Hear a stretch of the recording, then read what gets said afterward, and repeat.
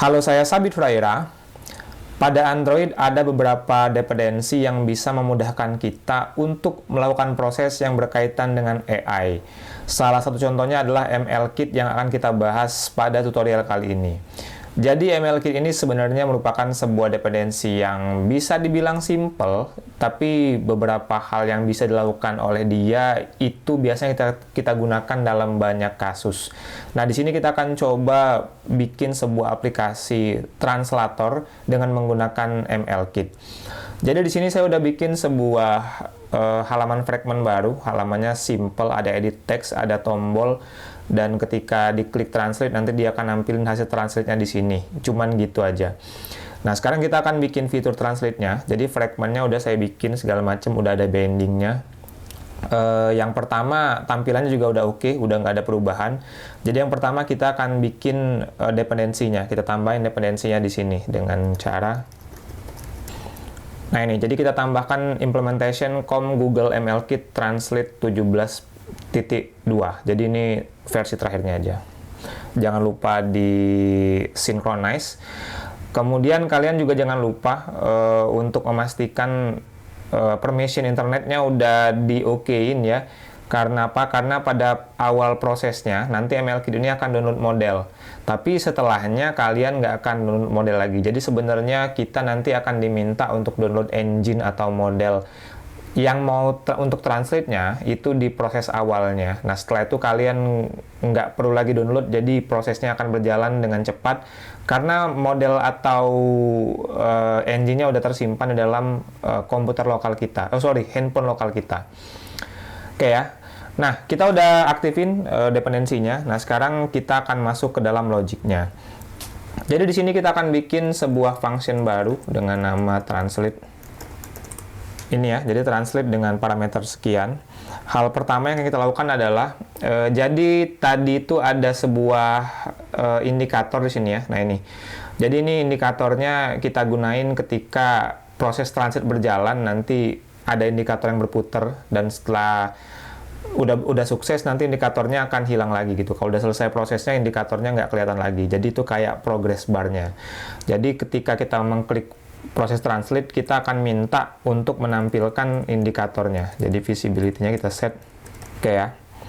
Nah, kemudian kita akan definisiin sebuah variabel baru. Jadi ini ada namanya variable options. Ini variabel yang akan kita gunakan untuk menyimpan informasi terkait dengan translatornya. Jadi kita akan bikin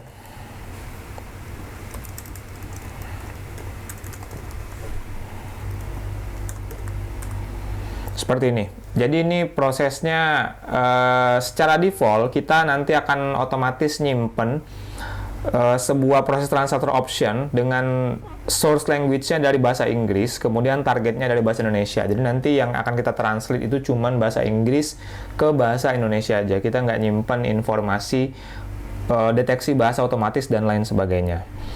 Oke, nah kemudian kita akan definisiin sebuah variabel baru lagi, variabel translator. Nah ini akan kita pakai untuk nyimpen informasi translation-nya. Nah ini, jadi get translation, get client, kemudian kita akan menggunakan opsi dari yang udah kita buat tadi. Dan yang terakhir kita akan bikin sebuah condition ya, variabel namanya condition. Jadi ini isinya adalah nah ini, jadi nantinya tadi udah saya jelasin bahwa ketika kita menjalankan aplikasinya pertama kali, itu nantinya akan ada proses download modelnya dulu. Nah, ini kita gunain untuk nentuin option-option yang kira-kira mau kita gunain ketika kita download modelnya. Kita bisa aja nambahin misalnya seperti ini, jadi ada require WiFi, ini artinya kalian mewajibkan user ada WiFi ketika download modelnya, atau require charging berarti user kalian wajibin untuk sambil ngecas ketika melaksanakan proses ini. Tapi di sini kita nggak akan aktifin, jadi kita cuman seperti ini aja. Nah, kemudian kita akan bikin sebuah kode. Yang pertama translator download if needed. Jadi di sini kita akan minta ketika nggak ada modelnya, kita akan minta dia download dengan variable condition yang udah kita buat sebelumnya seperti ini. Oke, dan kalau udah selesai kita bikin add success on listener yang pertama ya. Jadi ada dua kemungkinan. Yang pertama dia bisa jadi sukses, yang kedua dia bisa jadi failure seperti ini. Oke ya. Yang pertama nih, kalau dia sukses kita meminta dia ngapain? Jadi kalau dia emang sukses, kita akan minta dia untuk melakukan proses translate. Dari mana? Dari my text titik to string tadi. Kita minta translate dan kita cek apakah proses translate-nya berhasil atau enggak. Lagi-lagi kita akan masuk kalau dia berhasil nih ya. Jadi dia akan ngapain, dan yang kedua ada juga opsi kalau dia failure dia ngapain, seperti ini. Oke, yang pertama kalau dia sukses kita akan minta dia ngapain. Jadi kalau dia sukses dia akan return result di sini. Jadi resultnya inilah yang akan kita pakai untuk apa? Untuk setting nilai. Jadi kita akan masukkan nilai resultnya ke dalam nih ya, text view yang udah ada pada view kita, translated text seperti ini, dan kita insert dengan nilai yang ada pada result. Kemudian kalau dia udah berhasil kita akan minta dia menyembunyikan progress indikatornya. Ini ya, jadi di sini gown kita bikin. Oke, dan jangan lupa yang terakhir kita akan minta dia close translatornya tadi. Oke ya, ini untuk kalau dia berhasil, dan kalau dia gagal kita minta dia apa? Ya kita cuma minta dia untuk ini aja sih sebenarnya, untuk cetak aja kali ya, pakai print status seperti ini, require context. Kemudian yang ditampilin nanti pesan aja, pesan dari errornya apa. Yang kedua ini ya, short aja. Nah ini kita cuman cetak aja pakai print status. Yang kedua kalau kita mau print juga ya bisa aja print stack trace seperti ini. Dan terakhir jangan lupa untuk menghilangkan visibility-nya ya. Jadi kita set jadi gone biar loadingnya nggak muncul. Yang terakhir ada juga on failure pada download model if ini tadi ya. Nah ini juga kita bisa kasih samain aja sih dengan yang ini, samain dengan yang perintah ini ya. Jadi ini print-nya bisa juga kita hilangin kalau emang nggak mau tampilin. Jadi dia akan seperti ini. Oke, dan pada semua proses ini kalian jangan lupa untuk bikin visibility-nya mati pokoknya. Jadi kalau memang visibility-nya udah nggak kepake ya, progress indikator udah nggak kepake, visibility-nya kalian matiin aja biar dia nggak muncul lagi. Oh di sini saya lupa, di sini ada translator close. Ini ya. Oke, nah sekarang kita akan jalanin kodenya. Nah ini kodenya kita akan buka langsung halaman GoToML-Kit. Misalnya di sini saya ketik I love you. Terus saya translate.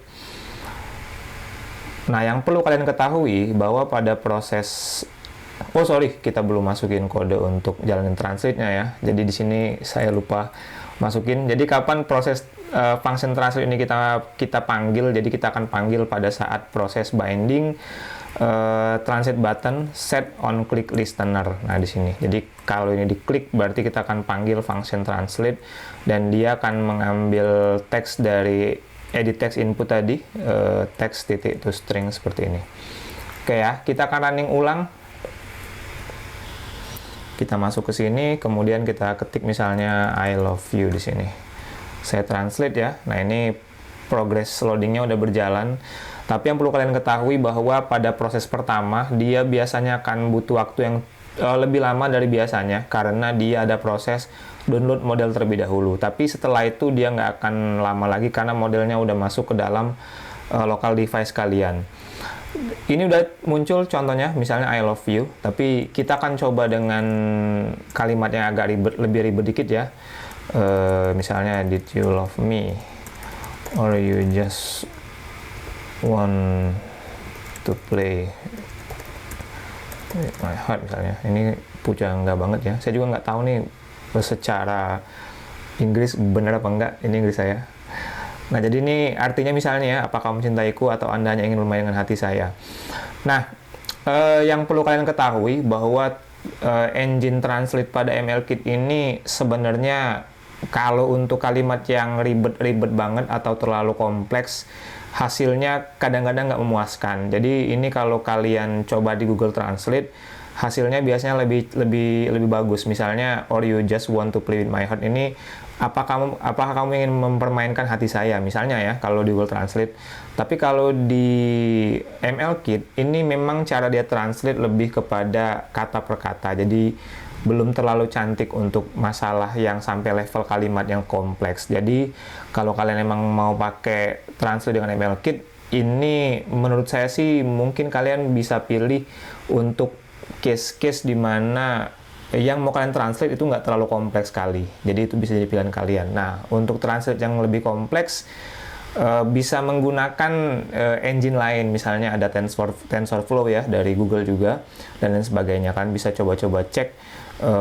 Syukur-syukur kalau emang ada yang pakai engine beneran dari Google Translate yang pastinya selalu dikembangin dan selalu lebih baik lagi. Oke ya, jadi itu beberapa contoh tutorial penggunaan ML-Kit untuk melakukan translate data. Semoga membantu kalian. Terima kasih.